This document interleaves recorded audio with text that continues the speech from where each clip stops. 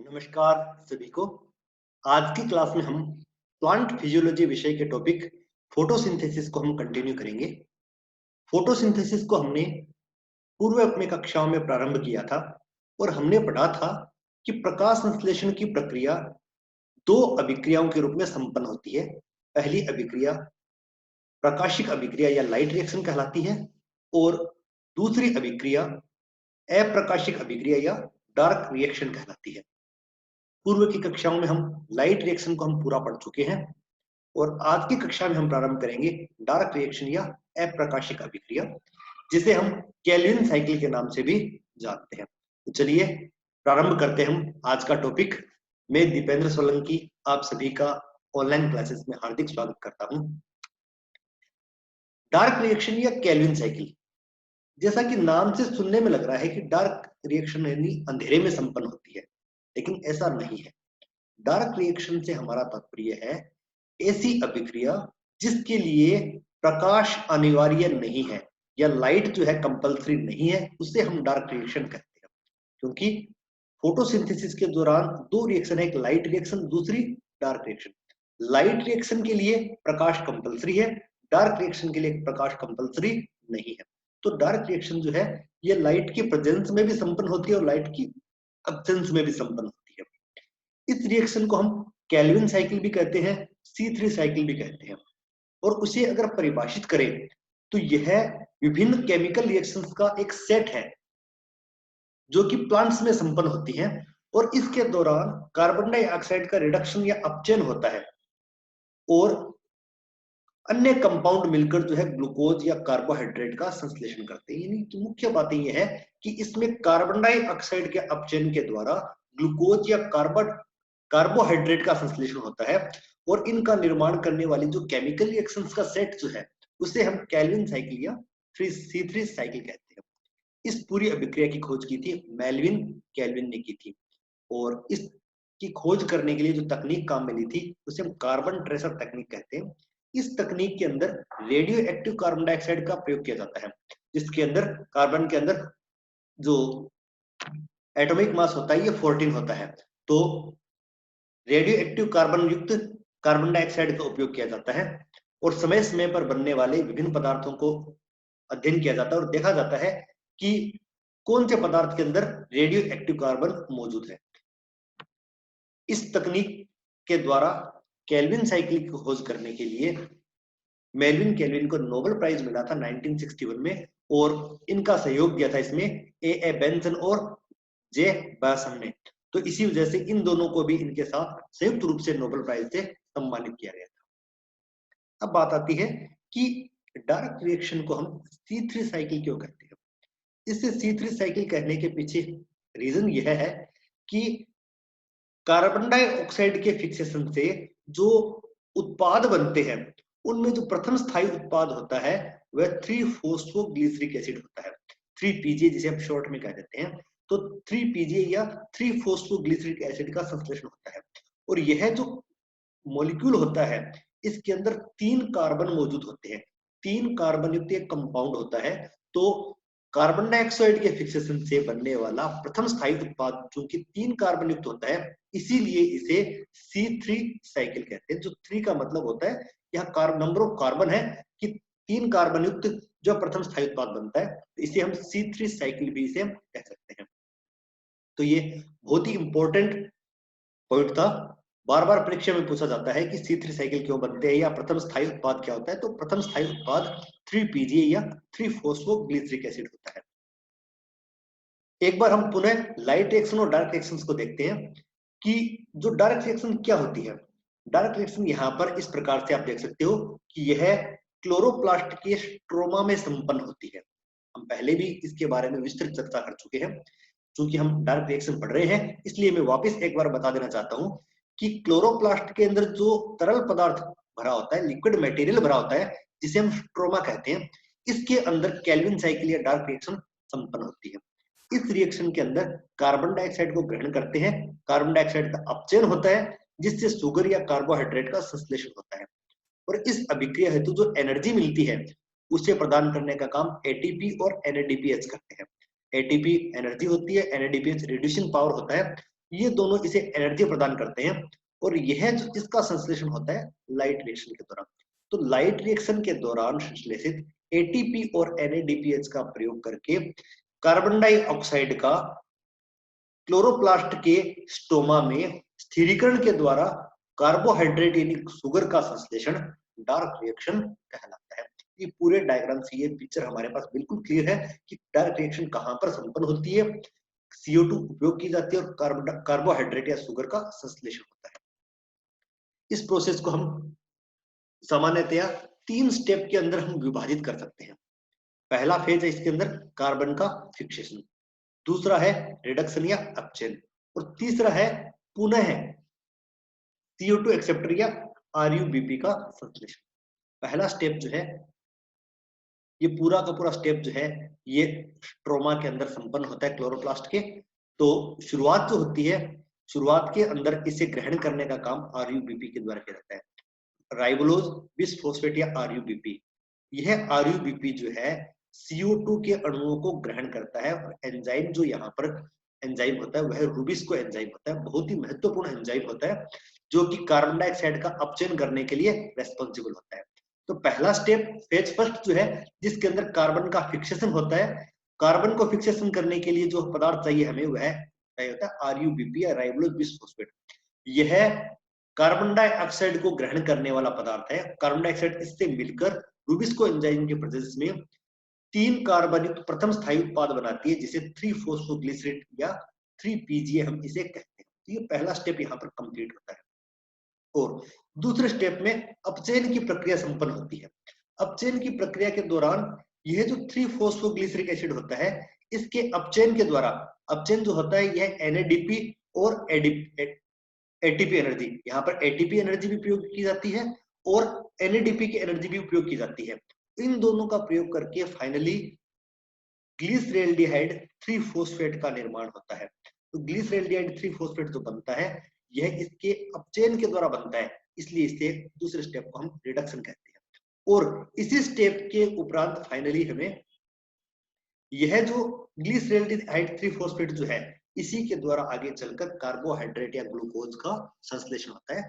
तो ये जो ग्लिसरेल्डिहाइड 3-फॉस्फेट संश्लेषित होता है इसके कुछ मॉलिक्यूल जो है शुगर का निर्माण कर लेते हैं जो कि ग्लूकोज के रूप में संश्लेषित होती है और इसके जो बचे हुए मॉलिक्यूल है वो तीसरे फेज में इंटर होते हैं और ये जो तीसरे फेज में इंटर होते हैं इसके उपरांत ये पुनः RUBP का निर्माण करते हैं। इसीलिए यह एक साइक्लिक प्रोसेस होती है, केल्विन साइकिल इसीलिए कहा जाता है क्योंकि यह RUBP से प्रारंभ होती है और अंत में पुनः RUBP का संश्लेषण हो जाता है और इस दौरान जो कार्बन डाइऑक्साइड ग्रहण की जाती है उस कार्बन डाइऑक्साइड को ग्रहण करके इससे कार्बोहाइड्रेट का संश्लेषण किया जाता है। इस आउटलाइन डायग्राम में हम बहुत कुछ समझ सकते हैं और इसे थोड़ा और डिटेल में समझने के लिए हम आगे के स्टेप बाय स्टेप इसे हम पढ़ते हैं। तो पहला स्टेप है इसका कार्बन का फिक्सेशन। कार्बन का फिक्सेशन किस प्रकार से होता है? ये एक RUBP का मॉलिक्यूल है। RUBP जो है 5 कार्बन युक्त होता है जो कि कीटो फॉर्म में पाया जाता है 1 2 3 4 5। तो 5 कार्बन युक्त यह मॉलिक्यूल होता है जिसे RUBP राइबोलोज बिसफॉस्फेट कहते हैं। यह जो अपनी इनेडियल फॉर्म के अंदर भी यह परिवर्तित हो सकता है, लेकिन यहाँ पर इस पर स्ट्रेस न डालकर हम बात करते हैं कि यह RUBP जो है CO2 के साथ समाकलित होती है, इसके साथ इंटीग्रेट होती है और एंजाइम जैसा कि हमने बताया था रूबिस्को एंजाइम यहाँ पर काम आता है और यहाँ पर एक प्रथम अस्थायी उत्पाद बनता है। 5 कार्बन यहाँ पर मौजूद है, एक कार्बन डाइऑक्साइड में मौजूद है, तो टोटल 6 कार्बन हो जाते हैं। तो इन दोनों के संयोजन से 6 कार्बन युक्त प्रथम पदार्थ बनता है जो कि अस्थायी होता है और यह पदार्थ तुरंत इसका जल अपघटन होता है और जल अपघटन होने से 3-फॉस्फोग्लिसरिक एसिड बनता है जो कि इस अभिक्रिया का कार्बन डाइऑक्साइड फिक्सेशन की जो अभिक्रिया है इसका प्रथम स्थायी उत्पाद जो है 3 कार्बन युक्त होता है जिसे 3PG या 3-फॉस्फोग्लिसरिक एसिड कहते हैं। ग्लिसरिक एसिड इसलिए क्योंकि इसके अंदर कार्बोक्सिलिक ग्रुप COOH ग्रुप पाया जाता है। 3 कार्बन 1 2 3 1 2 3 तो 2 मॉलिक्यूल यहाँ पर प्राप्त होते हैं। तो 3-फॉस्फोग्लिसरिक एसिड के 2 मॉलिक्यूल हमें प्राप्त हो जाएंगे। 3-फॉस्फो इसलिए कि इसका जो तीसरा कार्बन होता है इस तीसरे कार्बन के साथ एक फॉस्फेट ग्रुप जुड़ा होता है, इसलिए इसे 3-फॉस्फोग्लिसरिक एसिड कहते हैं। एक्चुअल में यह ग्लिसरिक एसिड होता है। दूसरा स्टेप जो है जिसे हम रिडक्शन कहते हैं, रिडक्शन के दौरान जो होता है कि पहले रिडक्शन जो है 2 स्टेप में यहाँ पर संपन्न होता है। पहले स्टेप में इसका फोस्फोराइलेशन होता है, एटीपी का अणु जो है इसके साथ बाइंड होता है और एटीपी का अणु बाइंड होने से इसका फोस्फोराइलेशन हो जाता है, फोस्फेट ग्रुप यहाँ पर जुड़ जाता है। तो काइनेज एंजाइम यहाँ पर काम आता है। एटीपी जो है इससे एक फोस्फेट ग्रुप अलग होता है, एटीपी फाइनली एडीपी में जुड़ जाता है और यह फोस्फेट जो अलग होता है यह पहले कार्बन जाकर जुड़ जाता है। इससे पहले कार्बन पर भी फोस्फेट ग्रुप हो जाएगा, तीसरे कार्बन पर फोस्फेट ग्रुप पहले से था। तो इस प्रकार 1,3 बाइफॉस्फोग्लिसरिक एसिड का फॉर्मेशन हो सकता है। तो जितने 3 के मॉलिक्यूल होंगे उतने ही एटीपी अणु उसके साथ जुड़ते हैं और 1,3 बाई का फॉर्मेशन हो जाता है। ये स्टेप जो है इसके पश्चात होता है अपचयन। अपचयन के लिए डिहाइड्रोजनेज एंजाइम की आवश्यकता होती है। डिहाइड्रोजनेज एंजाइम अपचयन करने के लिए रिस्पॉन्सिबल होता है और इसके लिए हमें एनर्जी की आवश्यकता होती है। तो एनर्जी मिलती है, रिड्यूसिंग पावर है, जो अपचायक शक्ति जो है यह NADPH2 होता है। तो NADPH2 के रूप में जो रिड्यूसिंग पावर हमारे पास उपलब्ध है, यह रिड्यूसिंग पावर इस 1,3 बाई PGA का अपचयन करता है। इससे हमें प्राप्त होता है 3-फॉस्फोग्लिसरैल्डिहाइड। 3-फॉस्फोग्लिसरैल्डिहाइड हमें यहाँ पर प्राप्त होता है। ग्लिसरैल्डिहाइड का मतलब ये होता है कि ये जो इसके अंदर जो एक्टिव ग्रुप पाया जाता है वह CHO ग्रुप पाया जाता है, जो कि एल्डिहाइड ग्रुप पाया जाता है और फाइनली NADPH2 जो है ये NADP में कन्वर्ट होता है। तो इस प्रकार हमें रिडक्शन के उपरांत 3 कार्बन युक्त 3 PGA हमें प्राप्त होता है, सॉरी 3-फॉस्फोग्लिसरैल्डिहाइड हमें प्राप्त होता है। इसके पश्चात को स्टेप आता है जो है सिंथेसिस ऑफ हेक्सोल सुगर्स, यानी हेक्सोल सुगर का संश्लेषण और रीजनरेशन ऑफ RUBP। 2 स्टेप जो है, इसे कुछ बुक्स में हमें यह भी मिलेगा कि इन दोनों स्टेप्स को अलग अलग कर रखा है कि सिंथेसिस ऑफ हेक्सोल सुगर अलग स्टेप है और रीजनरेशन ऑफ RUBP अलग अलग स्टेप है। तो दोनों प्रकार के कंडीशन आपको मिल सकती है। मैंने यहाँ पर इस क्लास में दोनों स्टेप को एक साथ रखा है। तो यहाँ पर ये जो 3-फॉस्फोग्लिसरैल्डिहाइड संश्लेषित हुआ था, सर्वप्रथम यह आइसोमरेज एंजाइम के द्वारा अपने एक आइसोमर का निर्माण करता है जिसे डाइहाइड्रोक्सी एसीटोन फॉस्फेट कहते हैं। दोनों बिल्कुल समान है, दोनों में ही 3 कार्बन मौजूद है, लेकिन अंतर क्या है? अंतर ग्लिसरैल्डिहाइड है, इसमें एल्डिहाइड ग्रुप है और इसके अंदर एसीटोन ग्रुप या C double bond O group यहाँ पर पाया जाता है, तो एसीटोन ग्रुप यहाँ पर पाया जाता है। तो इस प्रकार 3-फॉस्फोग्लिसरैल्डिहाइड के कुछ मॉलिक्यूल जो है यह डाइहाइड्रोक्सी एसीटोन फॉस्फेट का निर्माण कर लेते हैं, जो कि इसका बिल्कुल आइसोमर होता है। अब ये जो दोनों मॉलिक्यूल है 3-फॉस्फोग्लिसरैल्डिहाइड के और डाइहाइड्रोक्सी एसीटोन फॉस्फेट के, इन दोनों के मॉलिक्यूल समान संख्या के अंदर आपस में जुड़ते हैं एल्डोलेज एंजाइम के द्वारा और जुड़कर 3 कार्बन यहाँ पर है, 3 कार्बन यहाँ पर है, टोटल 6 कार्बन हो गए। तो 6 कार्बन युक्त एक पदार्थ का निर्माण करते हैं जिसे फ्रक्टोज 1,6 बिसफॉस्फेट कहते हैं।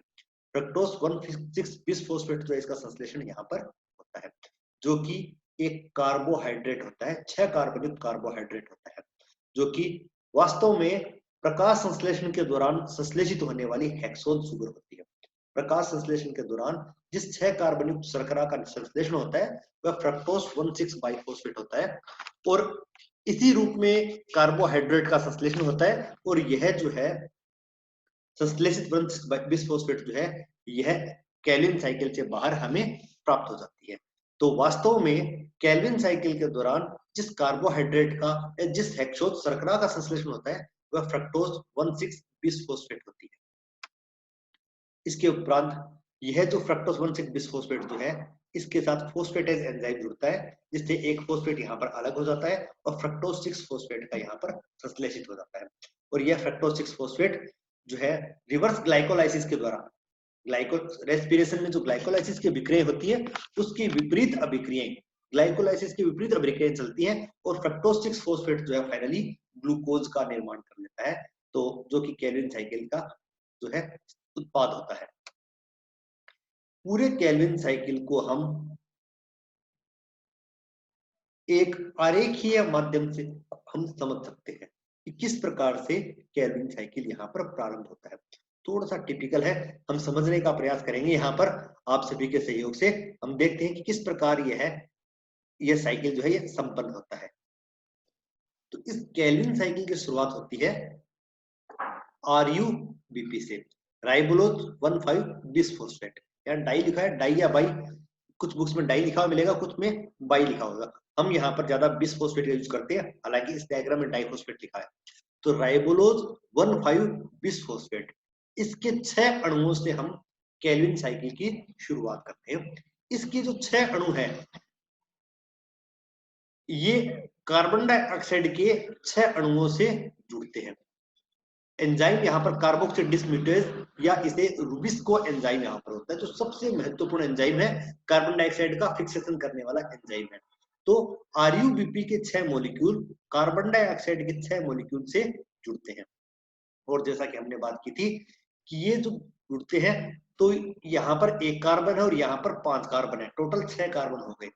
लेकिन 6 कार्बन युक्त स्थायी उत्पाद न बनकर जो अस्थायी उत्पाद बना है इसका विखंडन हो जाता है और 3 कार्बन युक्त प्रथम स्थायी बनता है, उत्पाद बनता है, जिसे 3-फॉस्फोग्लिसरिक एसिड या 3PGA कहते हैं। चूंकि 6 मॉलिक्यूल यहाँ पर लिए थे हमने, तो टोटल जो इसमें टोटल 12 मॉलिक्यूल्स बनते हैं 3PGA के। तो पहले स्टेप में 3PGA प्रथम स्थायी उत्पाद का निर्माण होता है, 12 मॉलिक्यूल यहाँ पर जुड़ जाते हैं। अब यह 3PGA के जो 12 मॉलिक्यूल है यह 12 ATP के मॉलिक्यूल से यहाँ पर जुड़ते हैं और प्रत्येक ATP से एक फॉस्फेट ग्रुप को प्राप्त करते हैं, फाइनली 12 ADP बन जाते हैं। तो यहाँ पर होता है फॉस्फोग्लिसरोकाइनेज एंजाइम, काइनेज एंजाइम के प्रेजेंस में यह काम संपन्न होता है और इससे 1,3-डाइफॉस्फोग्लिसरिक एसिड का निर्माण होता है, क्योंकि यहाँ पर इसके दोनों सिरों पर फॉस्फेट ग्रुप मौजूद होता है। अब यहाँ पर इससे आगे अपचयन की प्रक्रिया संपन्न होती है। अपचयन के लिए डिहाइड्रोजनेज एंजाइम आवश्यक होता है और इसके लिए जो एनर्जी प्रदान करने का काम करता है, एनर्जी प्रदान करने का काम यहाँ पर NADPH2 के द्वारा किया जाता है। चूंकि 12 मॉलिक्यूल है इसके, तो 12 मॉलिक्यूल ही NADPH2 की हमें आवश्यकता होती है और 12 H3PO4 यहाँ से निकल जाते हैं और फाइनली 3-फॉस्फोग्लिसरैल्डिहाइड के 12 मॉलिक्यूल हमें प्राप्त हो जाते हैं। तो 3-फॉस्फोग्लिसरैल्डिहाइड जो है इसके 12 मॉलिक्यूल हमें यहाँ पर प्राप्त हो गए। अब इन 12 मॉलिक्यूल्स को हम 4 हिस्सों में डिवाइड कर लेते हैं, 2, 5, 3 और 2। तो इन 12 मॉलिक्यूल को हमने 4 हिस्सों में डिवाइड कर लिया। ये अलग अलग स्टेप में हमारे पास काम आते हैं। अब यहाँ पर बात करते हैं, ये जो 5 मॉलिक्यूल है, सबसे पहले इनकी बात करते हैं। ये 5 मॉलिक्यूल अपने आइसोमर का निर्माण करते हैं आइसोमरेज एंजाइम के द्वारा, जिसे डाइहाइड्रोक्सी एसीटोन फॉस्फेट। तो इन 3PGA के 12 मॉलिक्यूल में से 5 मॉलिक्यूल जो है अपने आइसोमर डाइहाइड्रोक्सी एसीटोन फॉस्फेट का निर्माण करते हैं। अब ये डाइहाइड्रोक्सी एसीटोन फॉस्फेट जो है, इसको 5 अणुओं को हमने 2 हिस्सों में डिवाइड कर लिया है, 2 मॉलिक्यूल और 3 मॉलिक्यूल। तो ये भी 2 हिस्सों में डिवाइड हो गए। अब चलते हैं आगे। तो सबसे इंपॉर्टेंट चीज ये है कि ये जो 3 मॉलिक्यूल है, 12 मॉलिक्यूल को डिवाइड किया था, 3 मॉलिक्यूल हमने किया, ये 3 मॉलिक्यूल 3PGA के और ये 3 मॉलिक्यूल डाइहाइड्रोक्सी एसीटोन फॉस्फेट के।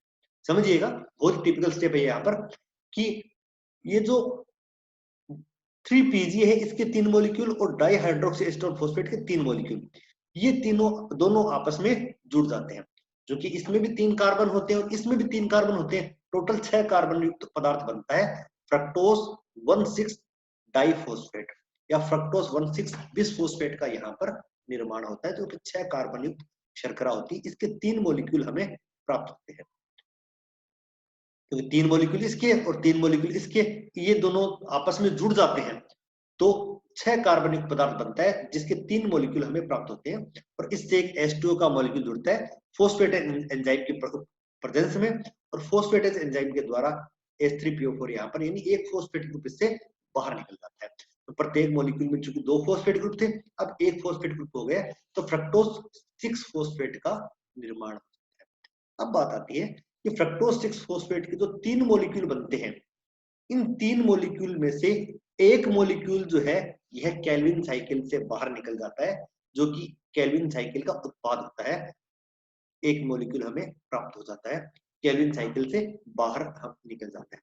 तो केल्विन साइकिल के दौरान CO2 के फिक्सेशन से जो उत्पाद बनता है जो कार्बोहाइड्रेट बनता है वह कार्बोहाइड्रेट होता है हेक्सोज शुगर, जो कि फ्रक्टोज 6 फॉस्फेट के रूप में होती है। तो यहाँ पर समझने वाली बात यह है कि 6 कार्बन डाइऑक्साइड यहाँ पर जुड़े थे, यानी 6 कार्बन यहाँ पर जुड़े थे, और इन 6 कार्बन के जुड़ने से 6 कार्बन युक्त ही हेक्सोज शुगर का संश्लेषण हो जाता है। तो कार्बन यहाँ पर हमारे पास बिल्कुल बैलेंस में है। अब बात आती है, ये जो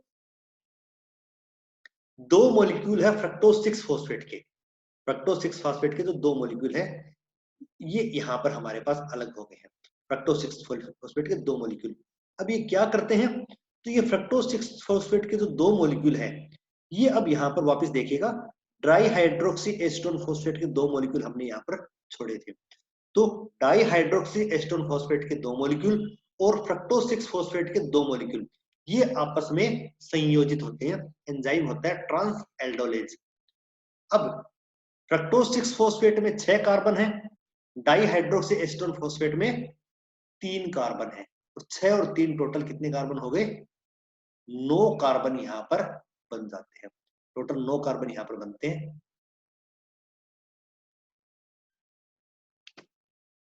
सॉरी, वापस एक बार रिपीट कर देता हूं मैं, यहां पर थोड़ा सा उल्टा हुआ यहाँ पर कि फ्रक्टोज 6 फॉस्फेट जो है इसके दो मॉलिक्यूल, और ये जो दो मॉलिक्यूल है यहाँ पर 3PGA के, ये दो मॉलिक्यूल आपस में संयोजित हो सकते हैं। अभी मैं उल्टा बोल गया था यहाँ पर, ये जो है इससे नहीं जुड़ते हैं। फ्रक्टोज 6 फॉस्फेट के जो दो मॉलिक्यूल यह 3PGA के दो मॉलिक्यूल से जुड़ते हैं। बात अभी भी वही है कि यहाँ पर 6 फ्रक्टोज 6 फॉस्फेट में 6 कार्बन है, यहाँ पर इसके अंदर 3 कार्बन है, 6 3 टोटल 9 कार्बन हो गए। अब 9 कार्बन कोई भी शुगर यहाँ पर नहीं होती है, तो यह 9 कार्बन युक्त जो पदार्थ बनता है, अस्थायी पदार्थ बनता है, इसका विखंडन होता है और हमें एक 4 कार्बन युक्त बनता है इरिथ्रो 4 फॉस्फेट, और एक 5 कार्बन युक्त प्राप्त होता है जाइलुलोज 5 फॉस्फेट। तो फ्रक्टोज 6 फॉस्फेट और 3PGA इनके संयोजन से दो प्रकार के मॉलिक्यूल बनते हैं। दोनों मॉलिक्यूल दो दो की संख्याओं में बनेंगे, दो मॉलिक्यूल ही इरिथ्रोज 4 फॉस्फेट के और दो ही मॉलिक्यूल जाइलुलोज 5 फॉस्फेट के। अब यहाँ पर जो इरिथ्रोज 4 फॉस्फेट है, इसके दोनों molecule di hydroxy Aston phosphate के दो मॉलिक्यूल से संयोजित होते हैं। तो इसमें 4 कार्बन है और इसमें 3 कार्बन है, टोटल हो गए 7 कार्बन हो गए। तो 7 कार्बन युक्त एक पदार्थ का संश्लेषण होता है ट्रांस एल्डोलेज एंजाइम के द्वारा, जिसे हम सीडोहेप्टुलोज 17 बाइफॉस्फेट कहते हैं। तो सीडोहेप्टुलोज 17 बाइफॉस्फेट का संश्लेषण होता है इरिथ्रोज 4 फॉस्फेट और डाइहाइड्रोक्सी एस्टोन फॉस्फेट के दो अणुओं के मिलने से। तो ये दो मॉलिक्यूल हमें सीडोहेप्टुलोज के प्राप्त हो जाते हैं। इससे फॉस्फेटेज एंजाइम के द्वारा एक फॉस्फेट अलग हो जाता है, तो सीडोहेप्टुलोज 7 फॉस्फेट का संश्लेषण हो जाता है। तो ये 7 कार्बन युक्त शर्करा हमें प्राप्त होती है। अब यहाँ से वापस हमने ये 5 काम में भी ले लिए, ये 3 भी काम में ले लिए और 2 भी काम में ले लिए। अब ये जो दो बच्चे हैं 3PGA के मॉलिक्यूल, ये सीडोहेप्टुलोज से बाइंड होते हैं। यहाँ पर 7 कार्बन है, यहाँ पर 2 कार्बन है, सॉरी 3 कार्बन है, तो 7 और 3 टोटल 10 कार्बन हमें यहाँ पर मिलते हैं। तो 7 कार्बन वाला सीडोहेप्टुलोज 3 कार्बन वाले 3PGA से संयोजित होता है, तो 10 कार्बन युक्त जो अस्थायी उत्पाद बनता है, पुनः यह विखंडित होकर दो मॉलिक्यूल बनाता है, एक बनाता है राइबोस 5 फॉस्फेट और दूसरा जाइलुलोज 5 फॉस्फेट। यहाँ पर आप देखिएगा 2 मॉलिक्यूल्स प्लस 2 मॉलिक्यूल्स, तो 2 मॉलिक्यूल तो इसको यहाँ से प्राप्त हुए हैं और 2 मॉलिक्यूल यहाँ पर से प्राप्त हो गए, तो टोटल मॉलिक्यूल्स हो गए यहाँ पर 4 मॉलिक्यूल्स। तो जाइलुलोज 5 फॉस्फेट के टोटल 4 मॉलिक्यूल्स यहाँ पर संश्लेषित हो जाते हैं। तो यह जो राइबोस 5 फॉस्फेट बना है, इसमें भी 5 कार्बन है और जाइलुलोज में भी 5 कार्बन मौजूद है। यहाँ पर लिखा 5 फॉस्फेट, यानी 5 कार्बन यहाँ पर मौजूद है। तो यह राइबोस 5 फॉस्फेट जो है, इनके दोनों मॉलिक्यूल जो है आइसोमराइजेशन के द्वारा राइबोलोज 5 फॉस्फेट का निर्माण करते हैं। राइबोस जो है यह राइबोलोज में कन्वर्ट हो जाता है और इस प्रकार यहाँ पर तो दो मॉलिक्यूल यहाँ पर आ जाते हैं इसके। अब ये जो जाइलुलोज 5 फॉस्फेट था, इसके दो और दो टोटल 4 मॉलिक्यूल है। ये एपिमराइजेशन के द्वारा अपने एपिमर का निर्माण करते हैं, जिसे राइबोलोज 5 फॉस्फेट कहते हैं। तो इस प्रकार दो मॉलिक्यूल यहाँ से, 4 मॉलिक्यूल यहाँ से, तो टोटल राइबोलोज 6 फॉस्फेट के 6 मॉलिक्यूल यहाँ पर आपको प्राप्त हो सकते हैं। और ये राइबोलोज 6 फॉस्फेट है, 6 एटीपी अणु का उपयोग करके जो है काइनेज एंजाइम के प्रेजेंस में राइबोलोज 1,5 बिसफॉस्फेट का निर्माण होता है। और इस केल्विन साइकिल के उपरांत पुनः आरयूबीपी का संश्लेषण हो जाता है। तो ये पूरा केल्विन साइकिल का आउटलाइन डायग्राम है, जिसमें हमने देखा कि 6 कार्बन डाइऑक्साइड जो है इसका फिक्सेशन होता है। इसके अपचयन से प्रथम स्थायी उत्पाद फिक्सेशन से प्रथम स्थायी उत्पाद 3PGA बनता है। इनका जब अपचयन होता है तो 3-फॉस्फोग्लिसरैल्डिहाइड बनता है। ये ग्लिसरैल्डिहाइड अपने समावी डाइहाइड्रोक्सी एसीटोन फॉस्फेट का निर्माण करता है, जो कि आपस में मिलकर फ्रक्टोज 6 फॉस्फेट शुगर का निर्माण कर लेते हैं। तो केल्विन साइकिल जो है इसके दौरान कार्बन डाइऑक्साइड का फिक्सेशन होता है और फ्रक्टोज 6 फॉस्फेट के रूप में शुगर का संश्लेषण होता है। और यह फ्रक्टोज 6 फॉस्फेट रिवर्स ग्लाइकोलाइसिस के द्वारा ग्लूकोज का संश्लेषण कर लेता है। ये थी हमारी डार्क रिएक्शन, जिसमें CO2 के फिक्सेशन के द्वारा कार्बोहाइड्रेट का संश्लेषण होता है। जैसा कि हमने पढ़ा था, फोटोसिंथेसिस का तात्पर्य यही है कि फोटोसिंथेसिस के दौरान कार्बन डाइऑक्साइड जो है उसका पादप ग्रहण करते हैं, इसका फिक्सेशन करते हैं और कार्बोहाइड्रेट का संश्लेषण करते हैं। ये कार्बोहाइड्रेट का यहाँ पर संश्लेषण होता है, ये हमने यहाँ पर आज की क्लास में पढ़ा है। यहाँ पर हमारे फोटोसिंथेसिस की जो कंप्लीट मैकेनिज्म है जिसमें कार्बोहाइड्रेट का संश्लेषण होता है, यह कंप्लीट होती है। सभी को बहुत बहुत धन्यवाद। ऑनलाइन क्लासेस में जुड़े रहने के लिए बहुत बहुत धन्यवाद। Thank you very much.